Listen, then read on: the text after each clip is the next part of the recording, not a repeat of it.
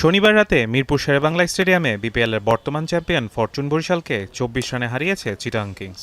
ফলে রংপুর রাইডার্সকে টপকে পয়েন্ট তালিকার 2-এ উঠে প্রথম কোয়ালিফায়ারে জায়গা করে নিয়েছে তারা। দুই দলের পয়েন্ট সমান ১৬ হলেও নেট রান রেট গড়ে দিয়েছে ব্যবধান। নেট রান রেটে রংপুরের চেয়ে কিছুটা এগিয়ে চিটাগং কিংস।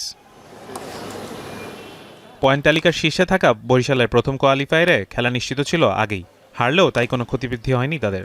১২ ম্যাচে ৯ জয়ের বিপরীতে ৩ পরাজয়, পয়েন্ট ১৮। আগামী সোমবার প্রথম কোয়ালিফায়ারে চিটাগং কিংসের মুখোমুখি হবে তারা। লম্বা সময় পয়েন্ট তালিকার ১-এ থাকলেও ১২ ম্যাচে ৮ জয় ও ৪ পরাজয়ে ৩-এ নেমে যাওয়া রংপুরকে খেলতে হবে এলিমিনেটরে। তাদের প্রতিপক্ষ ১২ পয়েন্ট নিয়ে চতুর্থ হয়ে প্লে অফে ওঠা খুলনা টাইগার্স। সোমবার প্রথম কোয়ালিফায়ারের আগে মুখোমুখি হবে রংপুর ও খুলনা। চিটাগং কিংসের মতো নেট রান রেটের হিসেবে কপাল খুলেছে খুলনার। শনিবার প্রথম ম্যাচে তারা ঢাকা ক্যাপিটালসকে হারিয়েছে ৬ উইকেটে। এই জয়ে ১২ ম্যাচে দুর্বার রাজশাহীর সমান ১২ পয়েন্ট জমা হয়েছে খুলনার নামের পাশে। রাজশাহী নেট রান রেটের চেয়ে এগিয়ে থাকায় এলিমিনেটরের সুযোগ মিলল খুলনা। প্রথম কোয়ালিফায়ারের জয়ী দল সরাসরি চলে যাবে ফাইনালে। পরাজিত দল আরেকটি সুযোগ পাবে দ্বিতীয় কোয়ালিফায়ার খেলে শিরোপা নির্ধারণী মঞ্চে ওঠার। ৫ ফেব্রুয়ারি এলিমিনেটরে জয়ী হওয়া দলকে তারা মোকাবেলা করবে আগামী বুধবার।